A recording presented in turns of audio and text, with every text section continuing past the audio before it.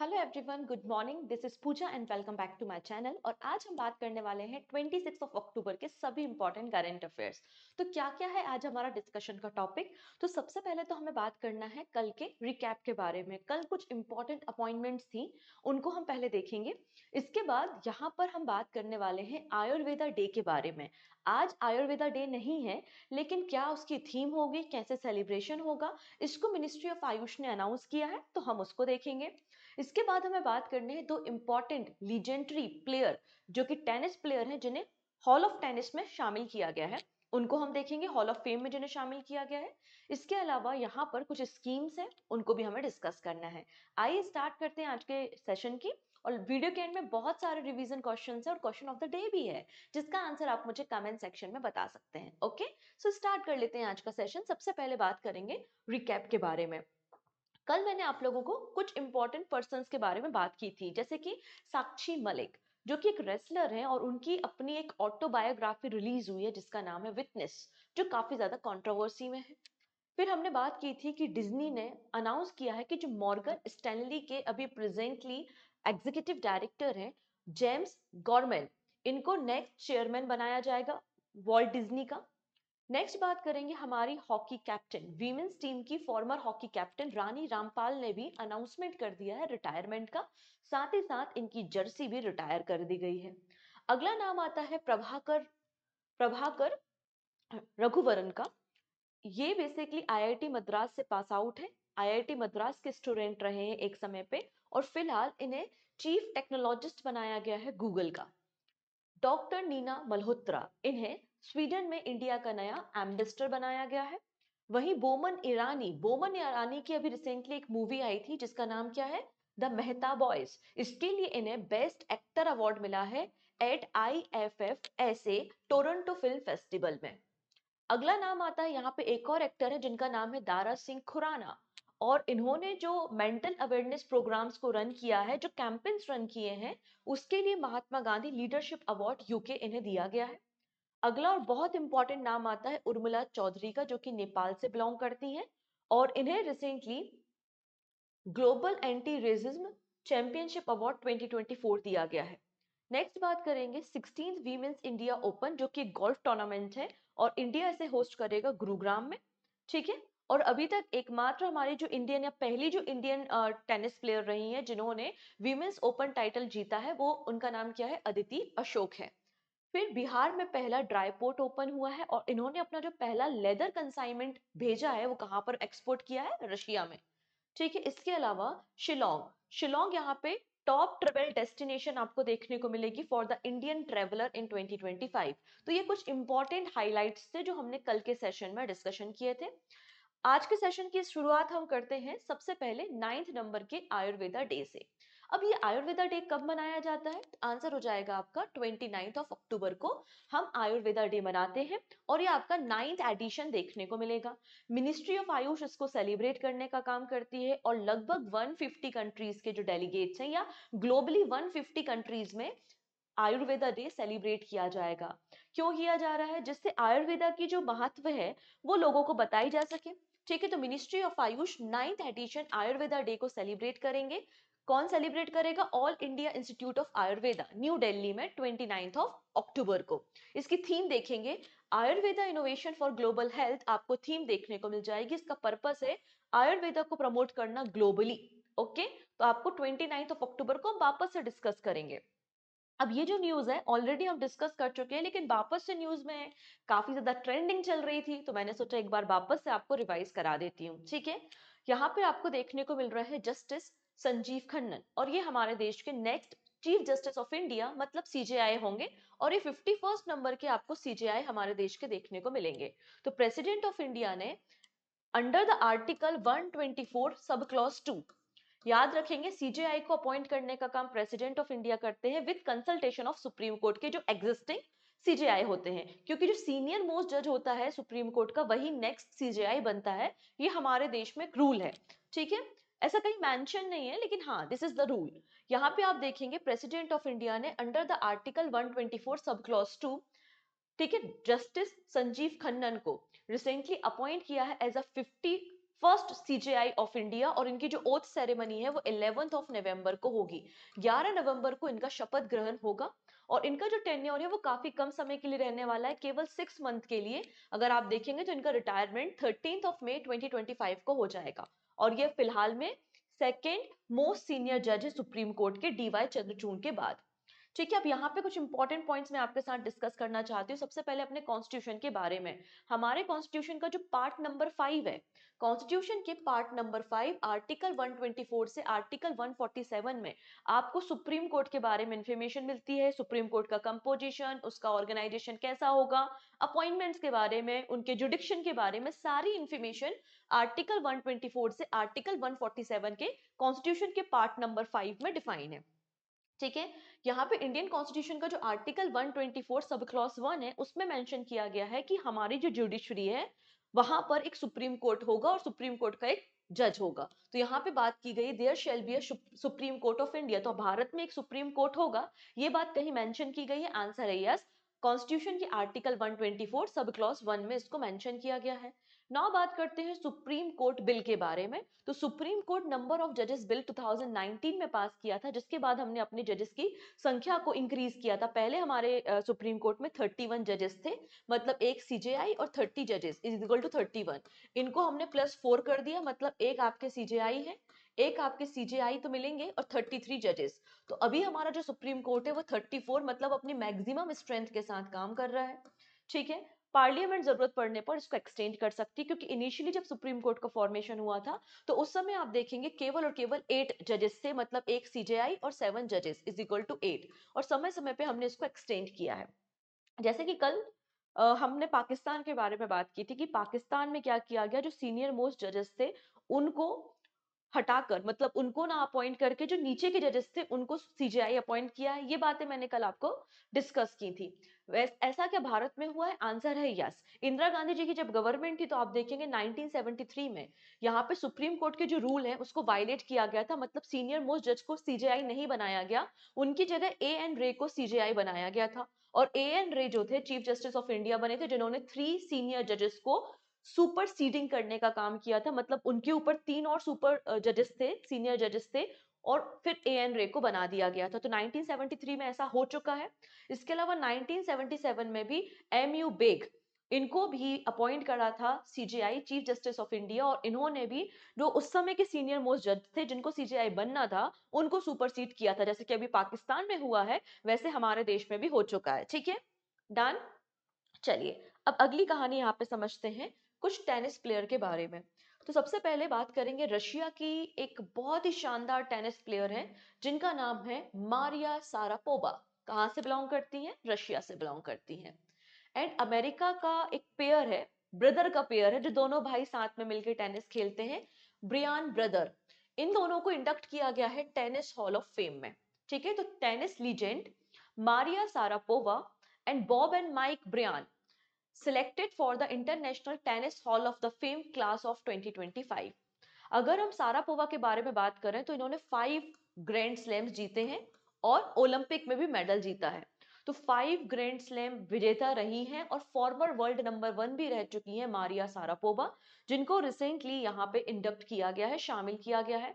ये पहली वीमेन है रशिया की जो कि टॉप सिंगल रैंकिंग में 2005 में वर्ल्ड नंबर 1 बनी थी, और इन्होंने 2012 के जो ओलंपिक्स हुए थे उसमें सिल्वर मेडल भी जीता था। ठीक है, तो इसलिए याद रखना कि मारिया सारापोवा का रिलेशन रशिया से है, टेनिस प्लेयर हैं, और 2012 के ओलंपिक्स में इन्होंने टेनिस में सिल्वर मेडल भी जीता है। वहीं अगर हम बात करें ब्रियान ब्रदर के बारे में, जो कि अमेरिकन भाइयों का एक पेयर है, दोनों साथ में मिलके टेनिस खेलते हैं, और मोस्ट सक्सेसफुल आपको टेनिस की हिस्ट्री का प्ले जो डुओ है वो देखने को मिल जाएगा।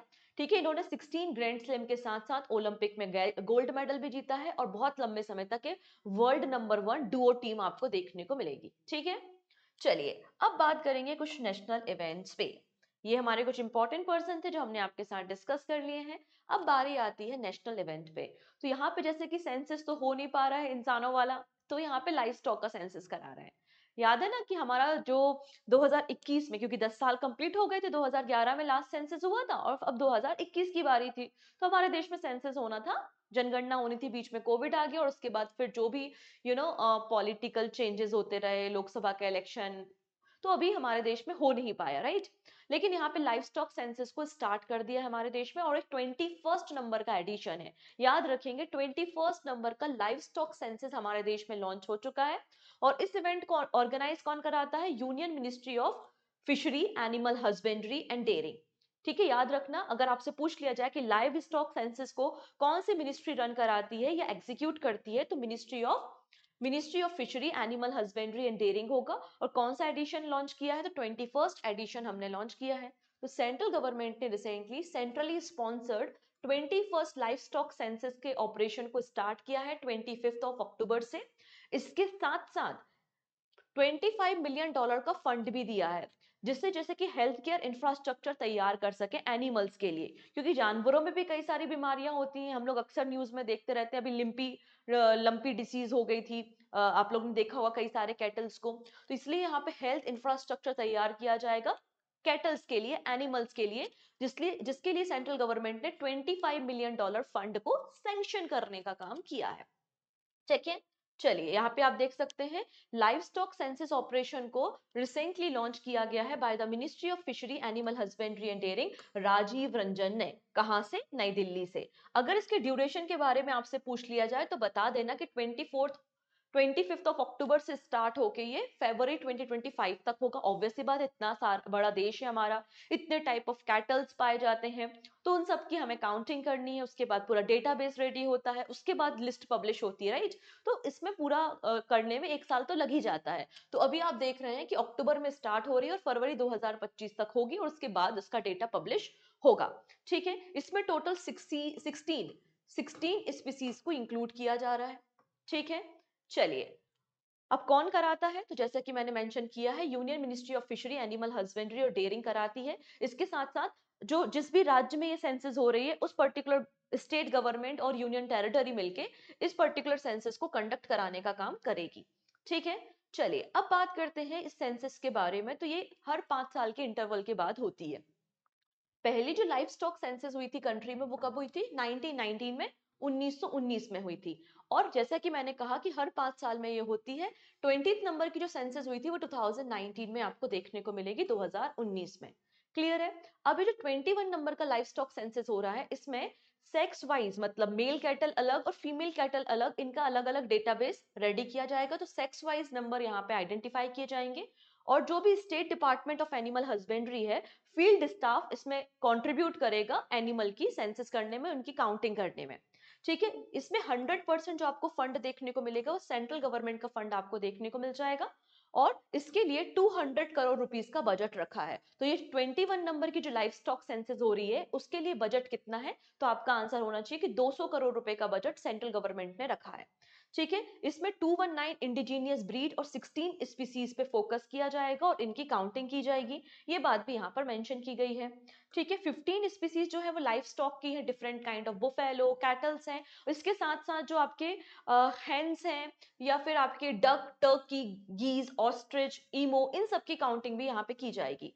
अब याद रखना है कि सेकेंड नंबर की सेंसस है जिसको डिजिटली या स्मार्टफोन और टैबलेट से किया जा रहा है, और पहली नंबर का सेंसस है जहां पर जो चरवाहे होते हैं उनके पास भी तो कैटल्स होते हैं ना, उनकी भी रियल टाइम मॉनिटरिंग की जाएगी, उसका भी डेटा पब्लिश किया जाएगा। तो ये कुछ इंपॉर्टेंट बातें थी जो 21st नंबर की लाइफ स्टॉक सेंसस से एसोसिएटेड थी। नाउ बात करते हैं नेक्स्ट। कैबिनेट की कल मीटिंग हुई थी और कैबिनेट की मीटिंग में क्या किया गया है? 100 करोड़ रुपए के कैपिटल, जो वेंचर कैपिटल फंड है, उसको अप्रूव कर दिया गया है फॉर द स्पेस स्टार्टअप्स। तो यहाँ पे आप देखेंगे कैबिनेट ने 1000 करोड़ रुपीस के वेंचर कैपिटल फंड को अप्रूव किया है to boost space startup sector. ठीक है, और इस फंड का इस्तेमाल नेक्स्ट 5 ईयर में किया जाएगा, आने वाले 5 सालों में किया जाएगा, और जिससे लगभग 40 स्पेस स्टार्टअप को फायदा होगा। टारगेट क्या है? टारगेट है कि 40 स्पेस स्टार्टअप्स को हमें प्रमोट करना है, उनको सपोर्ट करना है आने वाले 5 सालों में, इसलिए 1000 करोड़ रुपीस के वेंचर कैपिटल फंड को अप्रूव किया गया है। और ये फंड किसके अंदर लॉन्च करा है? इन स्पेस के अंदर। ठीक है, इन स्पेस के अंदर इसको लॉन्च किया। इसके साथ साथ इसका पर्पस भी ये भी है कि फॉरेन इन्वेस्टर के साथ साथ जो प्राइवेट सेक्टर के इन्वेस्टर्स हैं उनको भी अट्रैक्ट करना स्पेस टेक्नोलॉजी में, ये बात यहाँ पर मेंशन की गई है। ऑन एन एवरेज एक किसी सिंगल स्टार्टअप के लिए जो बजट है, जैसे कि 1000 करोड़ रुपीज तो कंप्लीट बजट है आपका कि हम 40 स्टार्टअप को प्रमोट करेंगे, लेकिन जो ऑन एन एवरेज एक सिंगल स्टार्टअप के लिए बजट है वो कितना है, 150 से 250 करोड़ रुपीज आपको पर ईयर देखने को मिल जाएगा, इतना एक साल में हम इन्वेस्टमेंट करेंगे। अब बात करते हैं इन स्पेस के बारे में। तो इन स्पेस क्या है, तो हमारे देश में जो इसरो की और स्पेस सेक्टर की जो प्राइवेट एक्टिविटीज होती हैं, हम different kind of contract sign करते हैं विद प्राइवेट एजेंसीज, इसलिए इन स्पेस का फॉर्मेशन 2020 में किया गया था। अभी हमारे देश में जो स्पेस सेक्टर का कंट्रीब्यूशन है इकोनॉमी में वो 8.4 बिलियन डॉलर है, और हमारा टारगेट है 44 बिलियन डॉलर करना बाय द 2033। इसके अलावा और क्या किया जा रहा है, तो वर्ल्ड क्लास इंफ्रास्ट्रक्चर भी गिफ्ट सिटी में बनाया जा रहा है, जो कि स्पेस टेक्नोलॉजी और स्पेस सेक्टर को रेगुलेट करेगा। और यहाँ पर हमने कोलैबोरेशन किया है, अमेजॉन वेब सर्विस और इसरो और इन स्पेस के बीच में कोलैबोरेशन हुआ है। हमारे देश के जो 24 स्पेस स्टार्टअप्स हैं उनको मेंटरशिप प्रोवाइड करने के लिए, तो अमेजॉन के साथ हमने ये एग्रीमेंट भी साइन किया है। ओके, नेक्स्ट बात करेंगे about the PM Yashasvi scholarship scheme के बारे में। तो अभी नई स्कीम नहीं है, पुरानी स्कीम है, 21-22 में इसको सबस्यूम किया गया था अलग अलग स्कीम्स के साथ, लेकिन अभी इसका रजिस्ट्रेशन वापस से ओपन हुआ है। हर साल रजिस्ट्रेशन ओपन होता है, तो हर साल ये स्कीम न्यूज में तो होती ही है, तो वापस से रजिस्ट्रेशन ओपन किया गया है इसलिए न्यूज में है। तो हम कुछ बातें इसकी डिस्कस करेंगे अबाउट द पीएम यशस्वी, मतलब PM young achiever scholarship award scheme for the vibrant India. तो डायरेक्टली एग्जाम में पूछ लिया जाएगा कि पीएम यशस्वी या तो किसी मिनिस्ट्री के अंदर काम करती है या फिर पीएम यशस्वी का फुल फॉर्म क्या है। दो क्वेश्चन इंपॉर्टेंट बन सकते हैं। तो PM young achiever scholarship award scheme for the vibrant India, it is a PM Yashasvi scheme.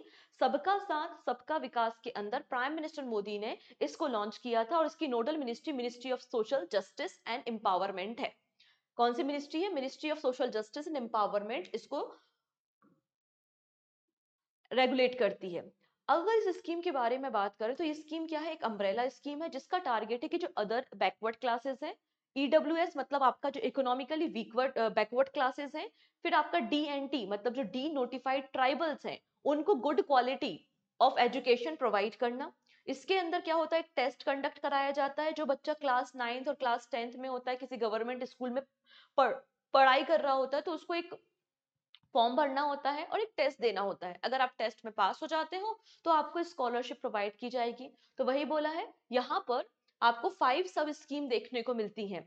मतलब प्री मैट्रिक स्कॉलरशिप दी जाती है, फिर पोस्ट मैट्रिक स्कॉलरशिप दी जाएगी, फिर टॉप क्लास स्कूल एजुकेशन के लिए scholarship, top class college education के लिए स्कॉलरशिप दी जाएगी। साथ ही साथ इनका टारगेट है कि हमें ओबीसी के लिए गर्ल्स एंड बॉयज हॉस्टल्स को क्रिएट करना है, कंस्ट्रक्ट करना है। क्राइटेरिया क्या होता है, तो आपका स्कॉलरशिप के लिए जो क्राइटेरिया होता है, कोई भी स्टूडेंट जो क्लास 9th या 10th में पढ़ता है गवर्नमेंट स्कूल में तो उससे अपियर हो सकता है, लेकिन फैमिली इनकम जो है वो 2.5 लाख या 2.5 लाख रुपीज से एनुअली कम होना चाहिए, तभी आप यहाँ पे एनरोल हो सकते हैं। और ministry of social justice and empowerment इसकी नोडल मिनिस्ट्री आपको देखने को मिल जाएगी। ठीक है, नेक्स्ट आता है यहाँ पे 55th एडिशन, 55वां संस्करण ऑफ IFFI। मतलब यहाँ पे बात हो रही है international film festival of India के बारे में। तो 55th नंबर का international film festival of India कहाँ पर होगा, गोवा में होगा। कब से कब तक होगा, तो 20th ऑफ नवंबर से लेकर 28th ऑफ नवंबर तक होगा, और इसको ऑर्गेनाइज करेगा ministry of information and broadcasting. इसको तो हमने पहले भी डिस्कस किया था, हम वापस से डिस्कशन क्यों कर रहे हैं, इसका क्या रीजन है, इसका रीजन है कि पार्टनर कंट्री बनाया गया है किसे, ऑस्ट्रेलिया को। ठीक है, तो ministry of information and broadcasting has announce Australia has been nominated as the country of focus. तो कंट्री ऑफ फोकस कौन होने वाला है, ऑस्ट्रेलिया होने वाला है at the 55th edition of international film festival of India, जो कि गोवा में होगा। 20th ऑफ नवंबर से 28th ऑफ नवंबर के बीच में आपको देखने को मिल जाएगा। क्लियर है। अब ये जो फेस्टिवल है IFFI, इसकी शुरुआत 1952 में हुई थी। ठीक है, और international film festival of India Asia का मोस्ट सिग्निफिकेंट फिल्म फेस्टिवल है, जिसमें अलग अलग डायरेक्टर, प्रोड्यूसर्स, फिल्म मेकर्स आते हैं और अपने आर्ट को, अपनी पिक्चर्स को यहाँ पे फीचर करने का काम करते हैं। ठीक है, नेक्स्ट आता है इंटरनेशनल गीता महोत्सव। हर साल होने वाला एक इवेंट है। और अभी आप देखेंगे कुरुक्षेत्र हरियाणा में आपको अंतरराष्ट्रीय गीता महोत्सव देखने को मिलेगा 28 नवंबर से 15 ऑफ दिसंबर के बीच में। अब कुरुक्षेत्र हरियाणा ही क्यों, तो आप लोगों ने महाभारत तो पढ़ी होगी, कभी सुनी होगी, टीवी में शो देखा होगा। तो महाभारत का जो युद्ध हुआ था वो कुरुक्षेत्र में हुआ था, जहां पे भगवान कृष्ण ने गीता का ज्ञान दिया था। इसलिए यहाँ पे अंतरराष्ट्रीय गीता महोत्सव आप देखेंगे कुरुक्षेत्र हरियाणा में मनाया जाता है। ठीक है, कहां पर मनाया जाएगा, कुरुक्षेत्र हरियाणा में सेलिब्रेट होगा 28 ऑफ नवंबर से लेकर 15 ऑफ दिसंबर तक। अब इंपॉर्टेंट पॉइंट ये है कि तंजानिया, तंजानिया यहाँ पे पार्टनर कंट्री है। वही पार्टनर स्टेट कौन सा है, तो पार्टनर स्टेट है ओडिशा।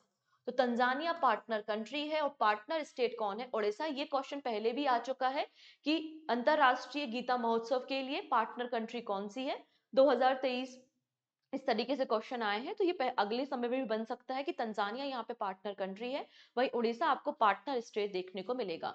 ठीक है, और 2016 से हम इसको इंटरनेशनली भी प्रेजेंट करने लगे हैं।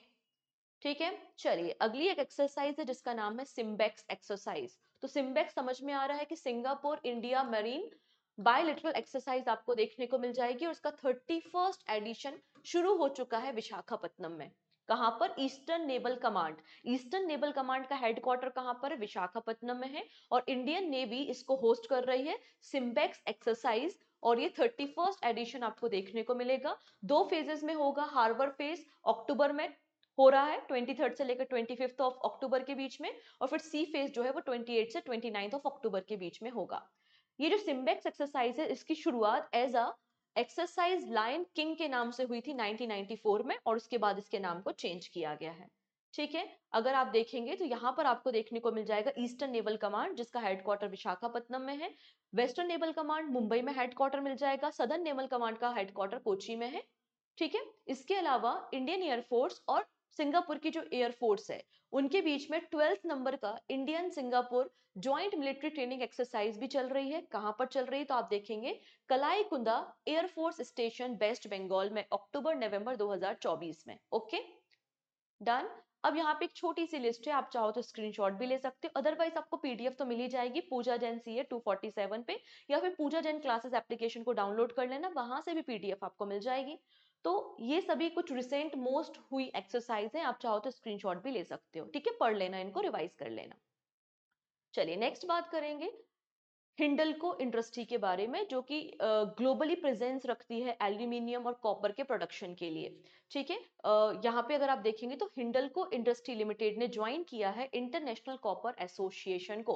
तो इंटरनेशनल कॉपर एसोसिएशन का नया मेंबर कौन बन गया है, हिंडल्को इंडस्ट्री बन गई है। और हिंडल्को जो इंडस्ट्री है वो आदित्य बिरला ग्रुप के अंदर काम करने वाली एक संस्था है, और एक नया मेंबर बन गया है ये इंटरनेशनल कॉपर एसोसिएशन का। इंटरनेशनल कॉपर एसोसिएशन जो है वो वर्ल्ड की जो टॉप इंडस्ट्रीज हैं और वर्ल्ड लीडर्स है कॉपर के प्रोडक्शन में, उसका एक ऑर्गेनाइजेशन है जो वर्ल्ड के 50% कॉपर प्रोडक्शन को रिप्रेजेंट करता है। इसकी प्रेजेंस 33, आपको इसकी जो प्रेजेंस है वो 6 कॉन्टिनेंट में और देखने को मिलेगी। 33 इसके मेंबर है। वॉशिंगटन डीसी में हेडक्वार्टर आपको मिल जाएगा। अब ये करता क्या है, तो आईसीए का काम क्या होता है, प्रोटोकॉल सेट करना कि कितना प्रोडक्शन होगा कॉपर का, और किस तरीके से हम इसको एक्सपोर्ट या इंपोर्ट करेंगे, मार्केट में ट्रेडिंग होगी, जिससे हम एनवायरनमेंट को भी फोकस कर सकें। तो इसका क्रूशियल रोल है setting a global standard for the sustainable copper uses. इसलिए आईसीए का फॉर्मेशन हुआ था। हिंडल्को को इसलिए शामिल किया गया है क्योंकि हिंडल्को का जो कमिटमेंट है इनोवेशन में, सस्टेनेबिलिटी में, ग्रोथ में, इसलिए हिंडल्को को शामिल किया गया है। हिंडल्को, जैसे कि मैंने कहा कि ये आदित्य बिरला ग्रुप के अंदर काम करने वाली एक कंपनी है। 1958 में इसका फॉर्मेशन किया गया था। अब इंडिया की बात करें तो पूरे वर्ल्ड का 2% कॉपर रिजर्व इंडिया में आपको मिल जाएगा। और मैक्सिमम अगर देखेंगे तो कॉपर रिजर्व सबसे ज्यादा कहां पर है, राजस्थान में। राजस्थान के बाद झारखंड और मध्य प्रदेश है। राजस्थान में जो खेतरी माइंस है वो सबसे ज्यादा कॉपर का प्रोडक्शन इंडिया में करती हैं। ठीक है, डन। चलिए अगली बात करेंगे अबाउट द लीसा मिशन। लीसा मिशन जो है वो नासा एंड ईएसए मतलब यूरोपियन स्पेस एजेंसी का ज्वाइंट मिशन है। ठीक है, अब ये मिशन है क्या, तो सबसे पहले इस इमेज को देखेंगे। ये इमेज है, तो ये इमेज आपको दिखाई दे रही है। तो ये मिशन क्या करता है, ग्रेविटेशनल वेव से पता करता है कि जो सैटेलाइट है उसकी पोजीशन क्या है, कहां पर, किस ऑर्बिट में, किस पोजीशन पे आपकी वो सैटेलाइट है। तो इस तरीके से ये मिशन है। तो नासा ने रिसेंटली प्रोटोटाइप 6 टेलीस्कोप यहाँ पे प्रोटोटाइप रिवील किया है लीसा मिशन का। लीसा का मतलब है laser interferometer space antenna mission. ठीक है, ये ज्वाइंट मिशन है नासा का और यूरोपियन स्पेस एजेंसी का, और इसको 2030 में लॉन्च किया जाएगा। ठीक है, इसका टारगेट क्या है कि ग्रेविटेशनल वेव से हमें यहाँ पे जो स्पेस क्राफ्ट है उसकी पोजीशन को आइडेंटिफाई करना है, वो भी ट्रायंगुलर फॉर्मेशन करके। और ये पहला ग्रेविटेशनल वेव डिटेक्टर आपको मिल जाएगा स्पेस में, जो कि ब्लैक होल को भी ग्रेविटी से पता लगा लेगा। ठीक है, तो ये लीसा मिशन आपको देखने को मिलेगा। नेक्स्ट है, रिलायंस ग्रुप ने एनवीडिया के साथ पार्टनरशिप की है और ये दोनों मिलकर एआई इंफ्रास्ट्रक्चर भारत में बनाने वाले हैं। तो रिलायंस इंडस्ट्री लिमिटेड ने पार्टनरशिप अनाउंस की है चिप जाइंट एनवीडिया के साथ to develop artificial intelligence infrastructure in India. ठीक है, क्योंकि भारत में इंडिया का विजन है, कैसा विजन है कि हमें इंडिया को एआई डेवलप करना है, इसलिए हमने ये पार्टनरशिप की है। एनवीडिया के सीईओ कौन है? तो जेनसेन ह्युआंग आपको देखने को मिल जाएंगे। चलिए अब बात करेंगे शॉर्ट न्यूज पे। तो पहली शॉर्ट न्यूज है कि एशियन डेवलपमेंट बैंक ने रिसेंटली $434 मिलियन का लोन किसको दिया है? आसाम गवर्नमेंट को दिया है। क्यों दिया है? जिससे ये 500 मेगावाट की सोलर प्लांट को सेटअप कर सके। ठीक है, सोलर प्लांट को सेटअप करने के लिए ये लोन प्रोवाइड किया गया है, और ये जो फैसिलिटी है इसको कार्बी एंगलोंग डिस्ट्रिक्ट में सेटअप किया जाएगा बाय द आसाम गवर्नमेंट। इसके लिए जो पार्टनरशिप हुई है, जो स्टोरेज सिस्टम बनाया जाएगा, उसके लिए जॉइंट वेंचर है between the Assam power distribution company limited, oil and natural gas corporation and Tripura power company के बीच में। अगर बात करें इंडिया की फुटबॉल टीम के बारे में, तो फीफा रैंकिंग में हमारी थोड़ी सी पोजीशन अप हुई है। इंडिया की जो रैंकिंग है लेटेस्ट रिपोर्ट में फीफा रैंकिंग, तो इंडिया की जो फुटबॉल टीम है वो 125th पोजीशन पे आपको देखने को मिल जाएगी। टॉप 5 टीम्स कौन सी हैं? अर्जेंटीना, फ्रांस, स्पेन, इंग्लैंड और ब्राजील, ये आपको टॉप 5 टीम देखने को मिल जाएंगी। चलिए, अब ये एक हॉलीवुड स्टार है, इनको आपने जरूर किसी ना किसी मूवीज में कभी ना कभी देखा ही होगा। इनका नाम क्या है? Leonardo DiCaprio.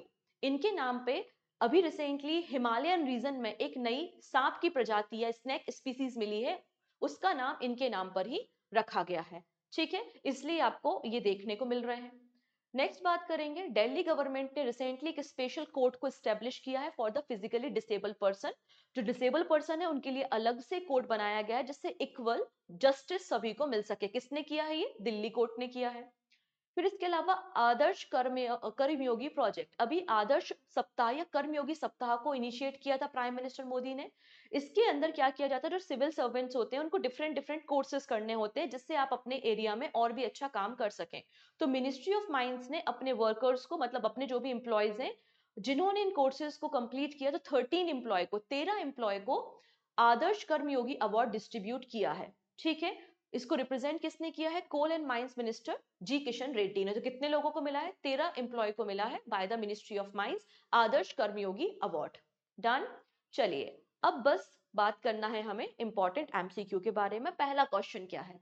Urmila Chaudhary, recently इनको global anti racism championship award मिला है। ये किस कंट्री से हैं? तो मैंने आपको सिखाया है, ये नेपाल से बिलोंग करती हैं। नेक्स्ट बात करते हैं, रिसेंटली जो 55th नंबर का international film festival of India award होना है, उसके लिए कंट्री ऑफ फोकस किसे बनाया गया है? तो आंसर हो जाएगा ऑस्ट्रेलिया को। ऑप्शन नंबर सी यहाँ पे करेक्ट हो जाएगा। नेक्स्ट, गवर्नमेंट ऑफ इंडिया यहाँ पे सरदार वल्लभ भाई पटेल जी की बर्थ एनिवर्सरी सेलिब्रेट करने वाली है 2024 से 2026 तक। 2 साल का प्रोग्राम है। ये कौन से नंबर की बर्थ एनिवर्सरी होने वाली है? तो ये डॉक्टर, आप अगर देखेंगे तो सरदार वल्लभ भाई पटेल जी की ये आपको देखने को मिलेगी 150th नंबर की बर्थ एनिवर्सरी। ठीक है, हर साल हम 31 अक्टूबर को राष्ट्रीय एकता दिवस या फिर नेशनल यूनिटी डे मनाते हैं सिंस 2014। अब बात करेंगे सिम्बेक्स एक्सरसाइज, जिसका कौन सा एडिशन रिसेंटली स्टार्ट हुआ है ईस्टर्न नेवल कमांड विशाखापट्टनम में। तो 31st एडिशन आपको देखने को मिल जाएगा। पीएम यशस्वी स्कीम, ये कौन सी मिनिस्ट्री इंप्लीमेंट करती है? तो अभी हमने सीखा कि ये जो स्कीम है ये ओबीसी, ईडब्ल्यूएस और डीएनटी कैटेगरी के बच्चों के लिए है, जिससे हम उनको क्वालिटी एजुकेशन प्रोवाइड कर सकें। और ये scheme ministry of social justice and empowerment की आपको मिल जाएगी। Next, LISA laser interferometer space antenna mission, ये नासा और किस स्पेस एजेंसी का कोलैबोरेशन है? तो आंसर हो जाएगा European space agency. It is option number D. ठीक है। नेक्स्ट, इजराइल इजराइल रिसेंटली किस नंबर का मेंबर बन गया है एशियन डेवलपमेंट बैंक का? तो हमने सीखा है कि एशियन डेवलपमेंट का 69 नंबर का मेंबर बन चुका है इजराइल। ऑप्शन नंबर बी बिल्कुल करेक्ट हो जाएगा। Who has been appointed as the chief financial officer of HSBC, making histories as a first women to hold this position? तो यहाँ पे chief financial officer HSBC bank का किसे बनाया गया है? तो इंडियन ओरिजिन है जिनका नाम है Pam Kaur. Option number B बिल्कुल करेक्ट है। Next, which agency has appointed as the leading organization to implement India's UPI in the Maldives? तो मालदीव्स में इंडिया की यूपीआई को लॉन्च करने के लिए किसे नोडल एजेंसी बनाया गया है? आंसर हो जाएगा trade net Maldives corporation limited, option number B. And this is your question of the day, जिसका आंसर आप मुझे कमेंट सेक्शन में बता सकते हैं।